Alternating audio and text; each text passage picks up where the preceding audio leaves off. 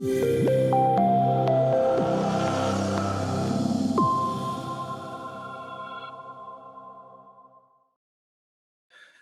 and welcome to Healthy Seminars. I'm your host, Lauren Brown. Your other moderators today are Sandra Grassa and Lorraine Slowenwhite. Thank you very much for my team for putting this together. Our speaker today is David Hartman. He's streaming in from Australia today. We're going to be talking about the 5 spirits and acupuncture point combinations. Before we go there, I just want to do a brief housekeeping. So let me just share my screen here. And I want to let you know on the resource page, so if you go to any page or you click on the resources, we're on the resource page now, but you can find it from the home page. And if you scroll down, we have a calendar of events. So this is where you can see what's kind of happening in Healthy Seminars. We're regularly adding stuff, so do check back at least once a week because a lot of the free content, we kind of just add a week or two before. So please do check that out. And you can see what we've done previously by going here, or you can see what's coming up in the future months. But here's what's for November 2020. Today we have David Hartman, as I mentioned. And I do want to let you know that we have a live webinar this weekend with Randine Lewis, so you can check that out. And then we have a few more free lectures the following week. Our own Sandra Grassa is going to be talking about sticking it to the skeptics. It's a great lecture series he's been doing. On the resource page, if you scroll down, we usually have a little bit more information on the topical webinars. For example, we had on Monday the Way, the Tao from Chaos to Peace with Randine Lewis and Laurie Deschard. And that's where this replay is available until November 27th. So if you miss one of these free lives, they're usually up for about 48 hours, but we're keeping them up during the Thanksgiving sale that we're having until November 27th at least. So the replay is there, and that's where you'll find David Hartman's replays as well, or links to it. So I just want to let you know that David is doing a 3-part series on this, exploring the 5 spirits and how to treat them using specific acupuncture point combinations. So today is the discussion and definition of each of the 5 spirits. Then early December, he's going to do another free webinar explanation of the APC of figure 8 and heaven and earth human. And then he has explanation of the APC of kidney spirit gate and outer balance spirit point. So it's a 3-part series. And these replays will be available for a limited time only on this page. So just come back to the resource page, and that's where you'll find what's coming up live. And if there's any replays available, that's where you'll find them as well. If you can put up the disclaimer, actually not quite yet the disclaimer. I do want to let people know a little bit about what some of the offerings David has here. So let me just bring up his page here. Or I think I might have closed it by accident. I did. All right, I'll get that to you guys at the end. I do want to share that David Hartman is the author of The Principles and Practical Application of Acupuncture Point Combination. And I was actually, this series that he's doing for you guys came about because I was skimming through his book and I saw his figure 8 section.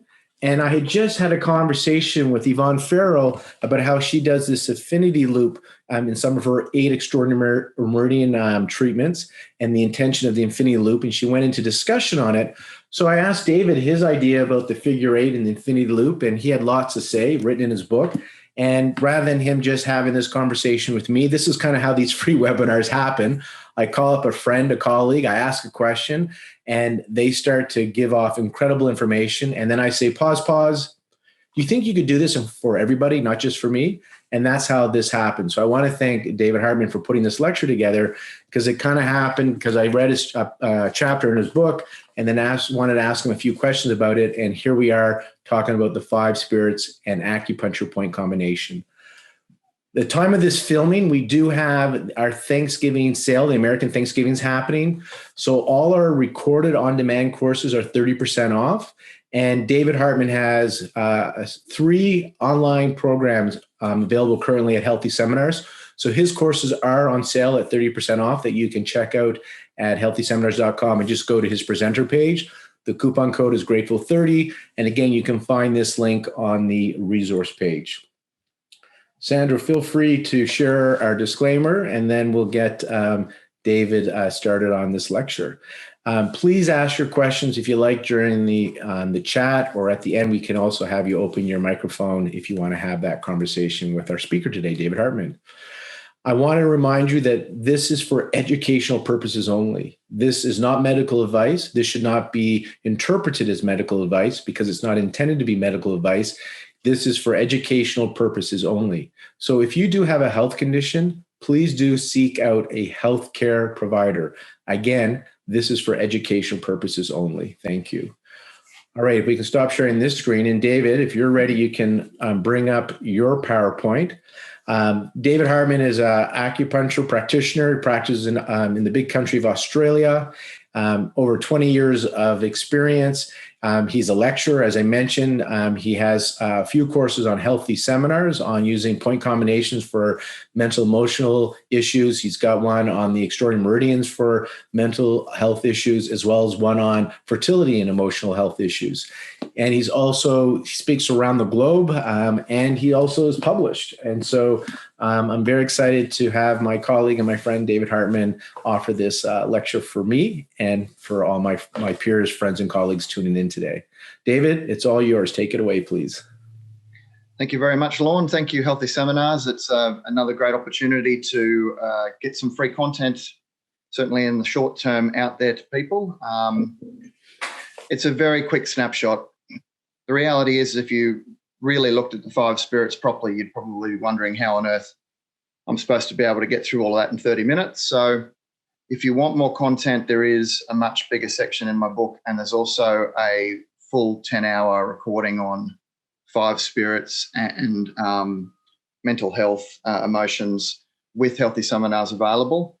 But basically, it as Lorne pointed out, it came about kind of almost by accident, these initial free recordings. And when I thought about it, I initially went, well, I don't think I can talk about it that quickly. But the reality is that when I talk to my students, it's actually quite common for me to summarize the 5 spirits in a couple of minutes because you're forced to. So today we've got a little bit longer. I anticipate this will probably be about 30, 40 odd minutes that we'll be presenting. And as I said, just a quick snapshot on the 5 spirits. So I'm just going to quickly show you a quote that was one of the first places that we got a reference to the 5 spirits, and it was from the Classic of Difficulties. And it says here that the viscera, which were the yin organs, store and are the abode of a person's spirit chi. Liver stores the hun, the lungs store the po, the heart stores the spirit or shen, the spleen stores ideas and intelligence, and the kidneys store the essence and will. So obviously this idea of the 5 spirits has been around for a fairly decent chunk of time, and there's been a lot of info on it over the years as well. So these are the 5 spirits that we will talk about today, as I said very briefly. And then when we get to part 2, I'm going to do the figure 8 point combo in reference to the 5 spirits, the heaven, earth, human, Tien, Di, Ren combo. But I also decided I was going to put in some combinations as well for the hun and for the shen. I figured that the more practical material that you have available to you, the better. So this was something that I've kind of added in since I actually last spoke to Lorne about this. And then in part 3, the kidney spirit gate, the outer bladder spirit points, and then also some point combinations for the 3 remaining spirits as well. So the 5 spirits we're going to go through are ranked in this order, not for any particular reason other than wood element is often the element that books and lecture content will start with. And so that's what we're going to do with the 5 spirits, start in the order of the 5 elements. So wood, fire, earth, metal, water. Before we do that, very quickly summarize. So they're a collection of 5 different parts of our soul that are inherent in all of us.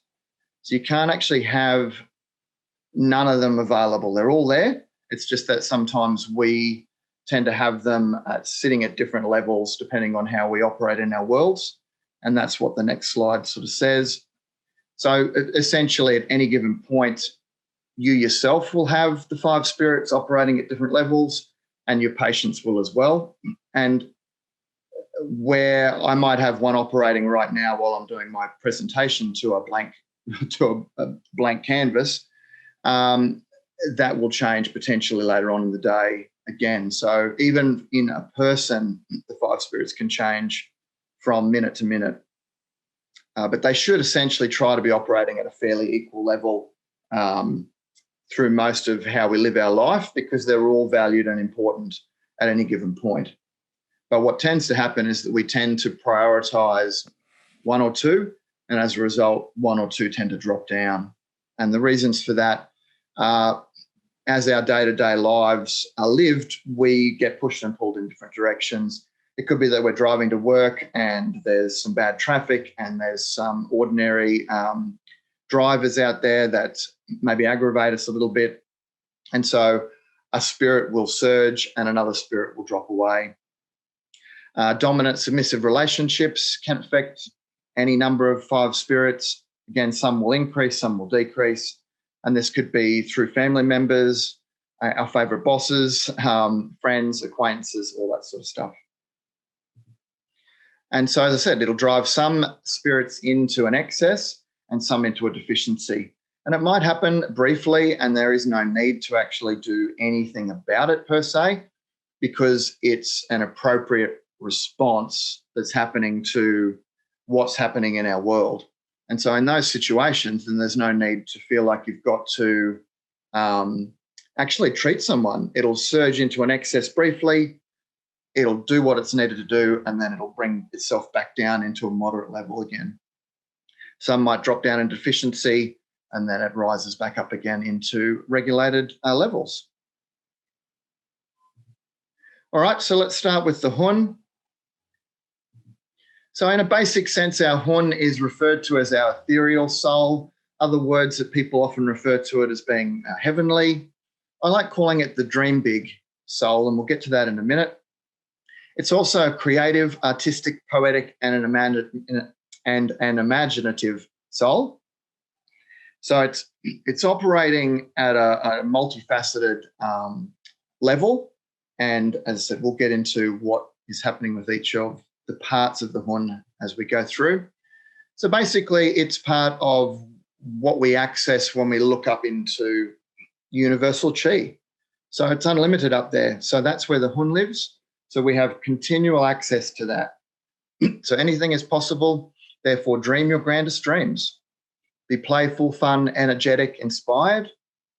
But it's also where we plan, process, filter, discriminate, organize, set goals, and prepare for action. So there is a link with the Hun through to the Po. So even though all of the 5 spirits are collectively part of what make us unique, the Hun and the Po have a special yin-yang relationship as well. So the idea is that the Hun is where you dream your grandest dreams. And because there's unlimited chi up there, if you feel like you can't dream, then there could be an issue with your Hun. And we'll look into that. There's a lot more information on this than what we're obviously going to get through today.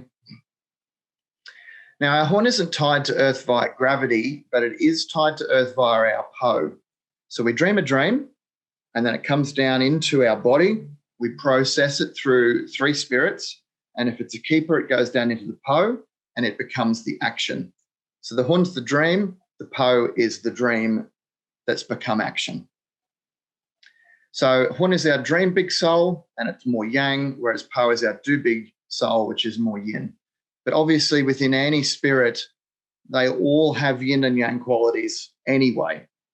So there'll be phases within each spirit where we surge into a yang phase, and then there'll be parts where we surge into or more pacify into a yin phase, I guess you could say. Now, if we if we move into a Hun excess, basically everything's up here, very heady, everything's up in the universe and in the heavens. So we dream big. In fact, we can't stop dreaming. It's non-stop, go, go, go. Oh, I've got a good idea. Okay, I'm going to do that now. Oh, I've got a good idea. And it just constantly, you're getting flooded with this new information.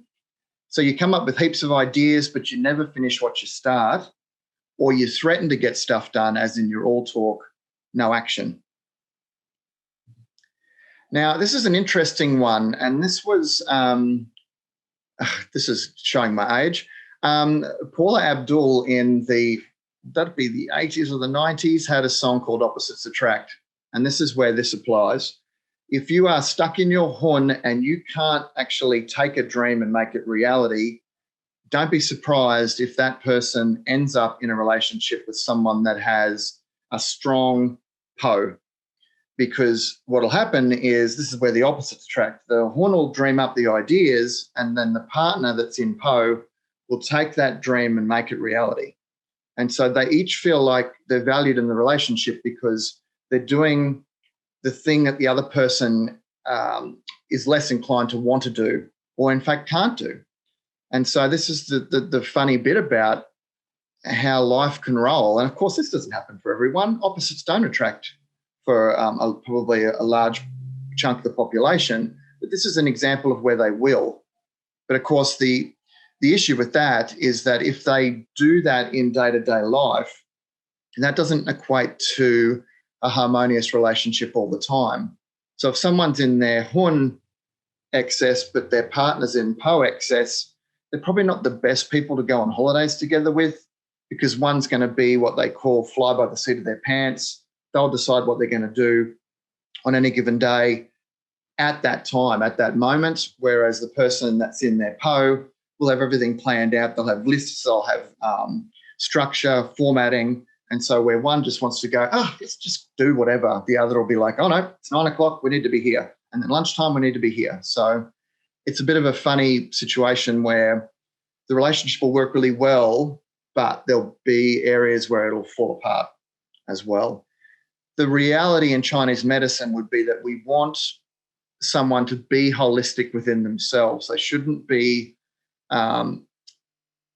using someone else as a crutch, I guess, to prop up a part of themselves that they don't want to explore or feel like they can't do. So in acupuncture and even Chinese herbs, we'd be looking at moderating that, bringing the excess down and bringing the deficiencies up so that they themselves dream the idea and then perform the action of that idea. If you're deficient, as you can probably imagine by now, you'll do big, but no longer will you dream big. So you can't come up with new ideas anymore because you've lost your ability to dream, because you've moved away from that universal energy. And part of the po that you've fallen into also is a part of what we call Wu Wei. But we'll get to po in a minute, so we'll move on through this. These notes are available for you later on. So as I skim through some of these notes, there are a chance for you to look back through later on in more content and more detail. So hun deficiency, you'll feel stuck in your life, in your systems. You become too rigid and you're no longer open to change because change is now a scary thing. You can't dream anymore. So you just go with what's always worked in the past. Excuse me. Hun treatments we will discuss in part 2. So in a fortnight's time, at this exact same time, I'll be offering some point combinations for you on the hun. All right, the Shén. The Shén is basically an overriding concept which covers a lot of stuff. And again, try and fit that into 5 minutes, David, good luck. Well, that's what we're going to do. So basically the Shén is our memory, every aspect of our memory. It's also everything to do with consciousness, all aspects of sleep. It's all of your emotions, and it's all of the 5 spirits working together holistically. So the fallback spirit that you would move to if you feel like there's so much going on and you don't even know where to start, you'd come back and treat the Shén. And then as a result of the Shén regulating, it will send energy out to the areas that are excess and help to bring them down, and the ones that are deficient, prop them up. That's the sort of design of what we're looking at there. All right, so next slide. So again, it's a snapshot. So the idea here is a little bit sort of almost ancient Chinese philosophy, which is a lot of where the medicine came from in the first place as well. The idea here is that to some degree, you're actually born to live a certain life, and that's your destiny. And that destiny is housed in the heart, which is where the Shén is housed. So therefore, if a patient feels they've lost their way or don't even know what their way is to begin with, you treat the Shén. So this would be really good if a patient felt there was no point to life, like there should be more to life, that they weren't living the life they were meant to, or they had no reason for living. So you can see the possibilities of what Chinese medicine can do for people. We can change their lives. We really can. This is what fascinates me, and this is why I have such a special interest in treating emotions and Shen-based disorders. The number of people I've seen where their lives have completely changed, their personalities have changed for the better. So if this is something that's happening, you might look at treating the Shen. And again, part 2 has more info on the Shen, and there's plenty of books out there, including mine, that have more information on how you would treat the Shen. Philosophically, Mencius, who was an ancient Confucian scholar, suggested that when a person loses their heart, they lose their sense of purpose, destiny, and their connection to heaven, or Tian.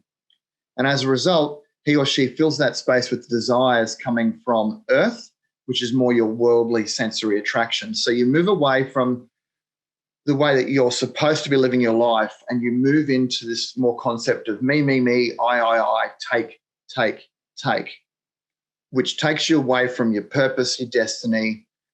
And bearing in mind, of course, is that pretty much philosophically across the centuries, the Chinese very much viewed you not being a singular, that you are part of a bigger picture, that one in, all in a sense. So this idea that if it's just you've moved away from the way that the world should be operating, and that is more sharing, more loving, more nurturing to yourself and to other people. So basically, if you go into a Shen excess, there's pretty much 2 different ways that you can swing. One is the harmless life of the party, and the other one is the dangerous, manic, psychotic. So the harmless, funny, engaging, energetic, they're loud, they're extroverted, they're keen to ensure everyone has fun. They're having fun, they want everyone to have fun. They probably laugh a little bit too loudly. They probably laugh at things that aren't necessarily all that funny, and they'll do this big ha, and then maybe whack you on the back and good one, mate, and they'll probably be really huggy, touchy-feely, maybe not during COVID, but that sort of idea. Dangerous, though, they tilt more into this, I guess, foggy stuff that aggravates their senses. So their senses aren't operating the way they're supposed to. So they become more aggressive, psychotic, and have a sensory perception issue as a result of that. So they see things that didn't happen, hear things that weren't said, smell things that aren't there, that type of thing. So obviously you would treat them differently. If you're Shen deficient, you'll be quiet, withdrawn. Chances are you used to be energetic, you used to be excitable, and that you enjoyed life.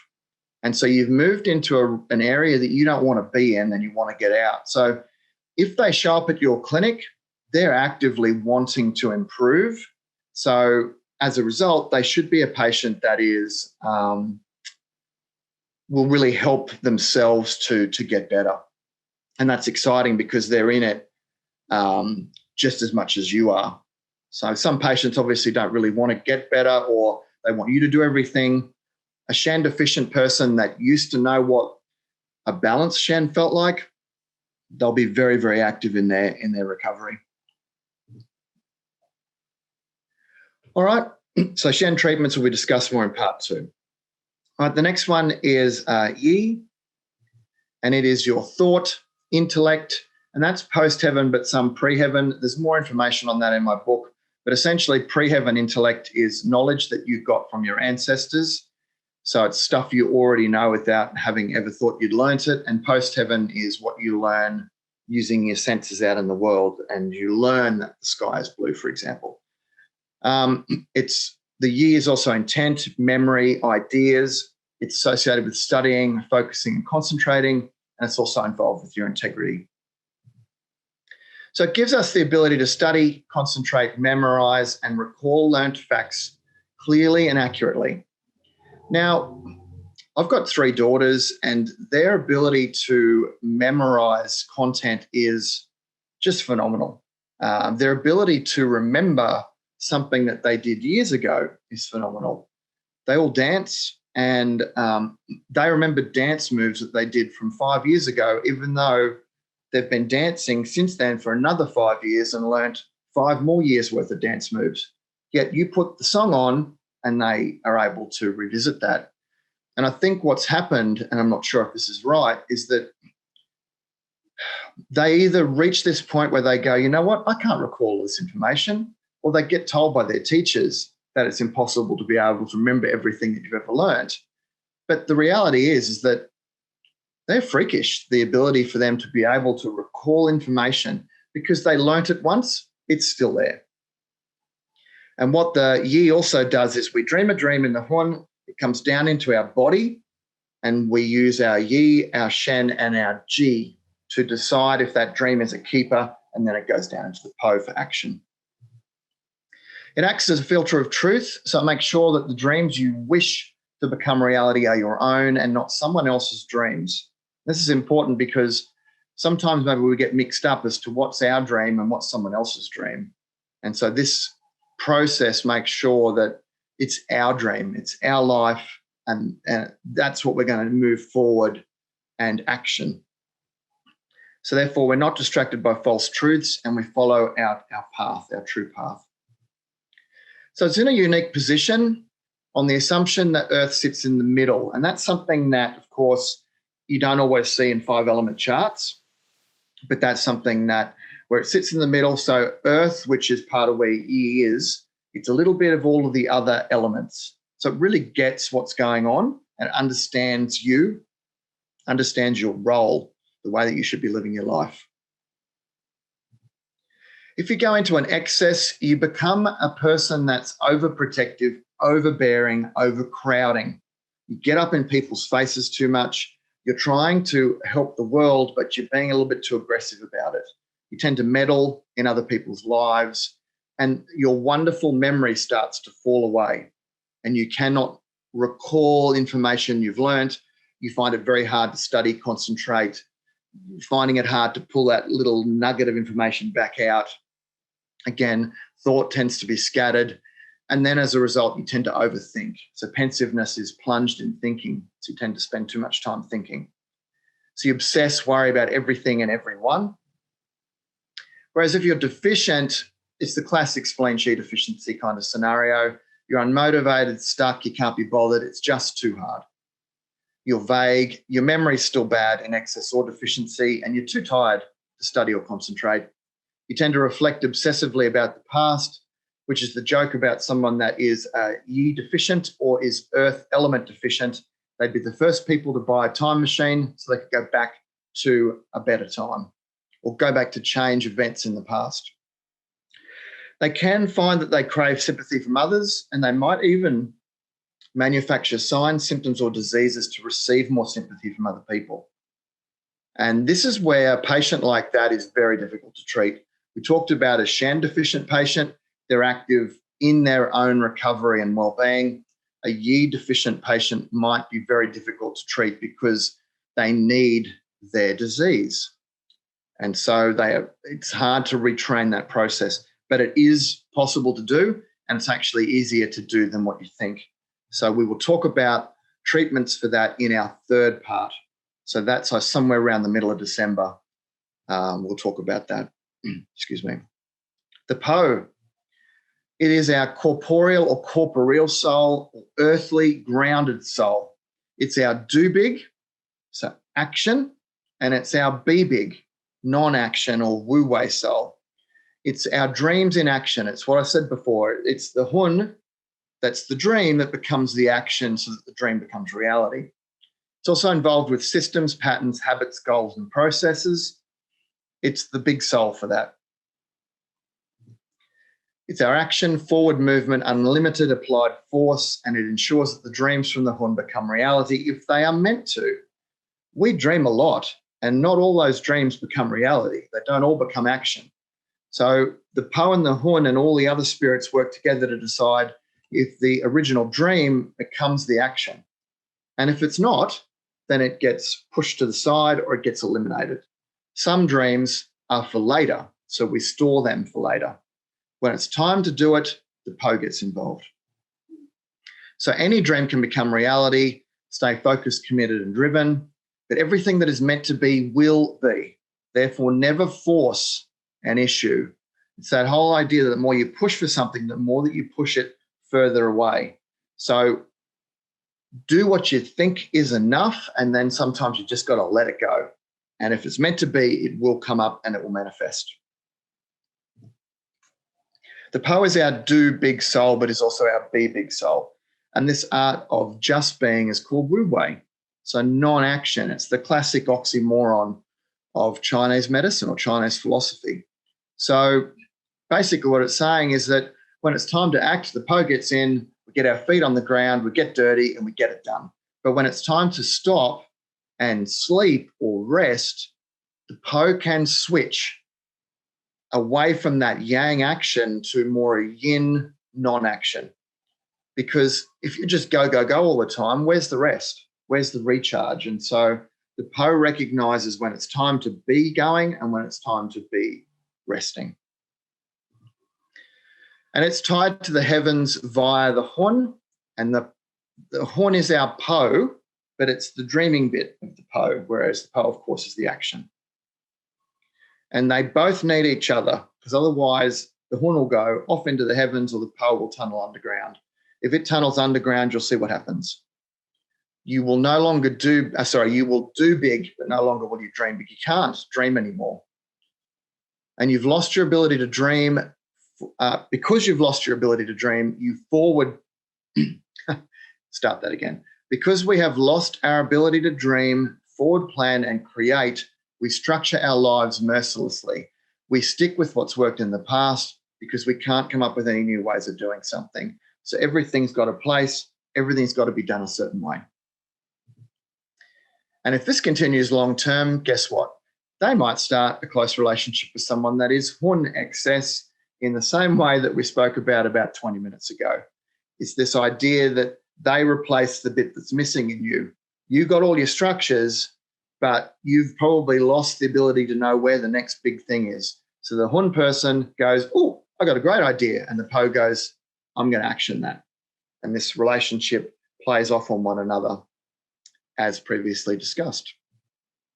If you're Po deficient, you will dream big, but now you've lost the ability to do big because you're now floating away from the earth where everything happens. So your friends might say you're off with the fairies, you're too flighty, you're on another planet, that type of sort of communication. These types of patients will perhaps hop in the car and be going from A to B. They, they turn on the car, they get from A to B, they arrive at B, turn off the car keys, and they go, how'd I get here? Because they've gone into that autopilot, off with the fairies, that type of example. Po treatments are discussed more in part 3. And the last one before we finish up, excuse me, frog in the throat, have a glass of water quickly.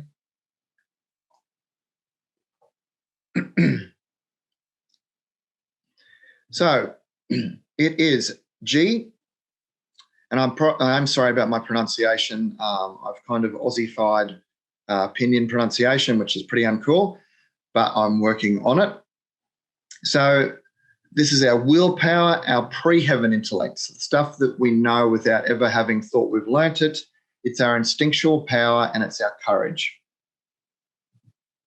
And it encompasses such things as, I talked about, courage. So it can be tough to take a stand in order to live in your truth. So the G gives you the pluck or mettle to succeed. So you own what you believe in or what you think is right. It fortifies you. It keeps you committed and focused to stay the right and proper course. It gives you strength. It gives you the power to say no to people and to feel good about those decisions. There's so many people out there that are people pleasers for any number of different reasons. And whilst that's lovely to some degree, selfish is a word that is just such a negative word in terms of what it conjures in I guess, the greater population. But the reality is that we have to be selfish sometimes, and that's okay. And so if someone's a people pleaser all the time, they have to know sometimes when it's okay to say no. It's okay to say no, prop yourself up so that you're better, stronger, bigger, so that when you go back out into the world to people please again, because that's what you consider important, you're stronger, you're better fortified for that. It also involves your truth, so it allows you to stand in that. You can't be bullied, threatened, pressured, or convinced to change your mind. It's housed in the kidneys, and it gives us access to our fight, flight, freeze, so that each of those will apply when it's appropriate. So when it's important to run, that's the bit that gets triggered. When it's important to freeze, fight, you navigate that space and you do what's exactly right at that point. So that really helps with things like phobias, panic attacks, anxiety, all those types of things where we tend to move into the wrong fight, flight, freeze. So it puts us into the right one or moderates that process so it's not so extreme. And so it's basically ensuring that there are no phobias. Yes, we should actually be fearful from time to time because at any given point, that might be the appropriate response. Like all emotions, we navigate those emotions as they're relevant to us, but not that we get stuck in them for any great length of time. If you go into excess, it's critical, cynical, blunt, unforgiving. They don't share anything. They're very cagey, suspicious of everyone and everything. But then, unfortunately, they also become forgetful, fussy, precious, and trivial. So there's a fair bit going on there. And so we're looking at, obviously, in part 3, how you'd look at treating that. If they're deficient, you probably never see them. They lock themselves away from the world. They get discouraged and distracted from a task, so they give up before they complete a task. When your G is balanced, you complete tasks. You get a real rush out of it, so you want to do another one. It's a good feeling. You tend to be more what they call soft or spineless, and you become more dull, dim-witted, forgetful. And again, we look at that more in detail in part 3. So that's basically it. As I said, very short snapshot. We've done pretty well with time. They're my 2 books. They are available. It's hard to give links because there's so many people from all over the world that are looking at my content, but the principles and practical application of Acupuncture Point Combinations is Singing Dragon. So if you Google Singing Dragon, you'll find, and then go to the search engine, you'll find type my name and you'll get that up. And the Acupoint Dictionary is through Elsevier, Churchill, Livingston. Additional info, I have a webinar series, as pointed out, on healthy seminars. We've shown you how to access that.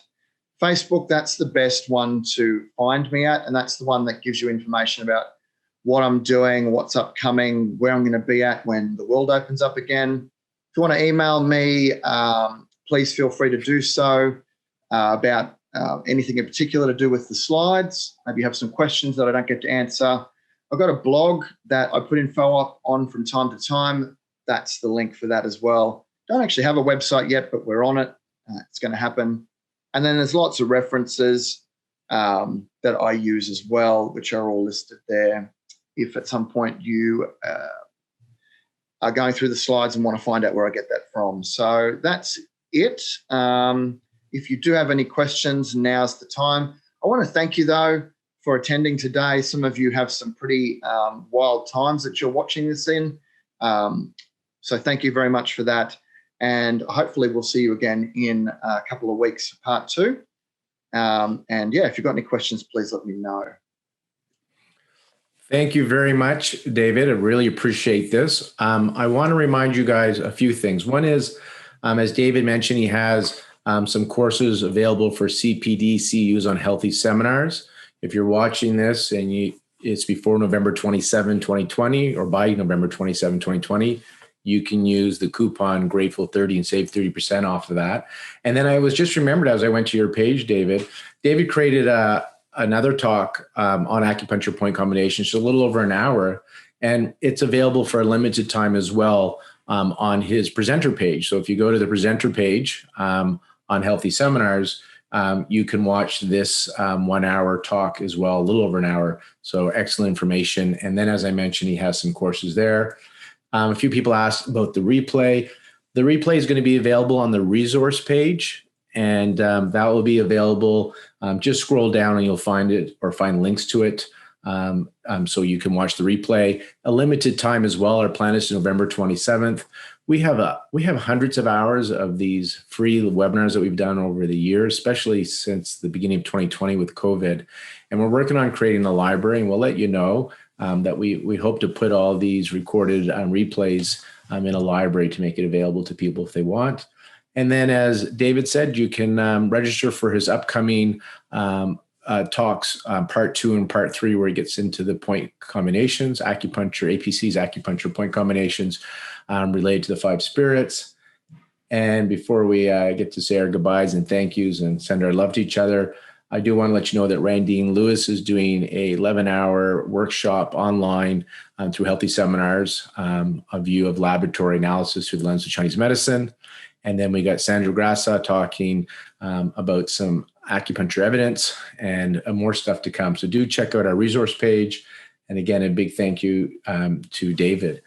Can we open our mics? You guys can unmute yourselves, and let's send David some love. Just send him some gratitude, appreciation for putting together this lecture for us and making it simple and easy. So, and a big thank you to Sandro and Lorianne.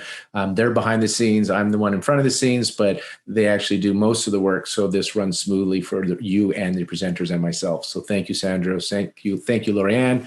Thank you, David. And thank you guys for coming in to join us today.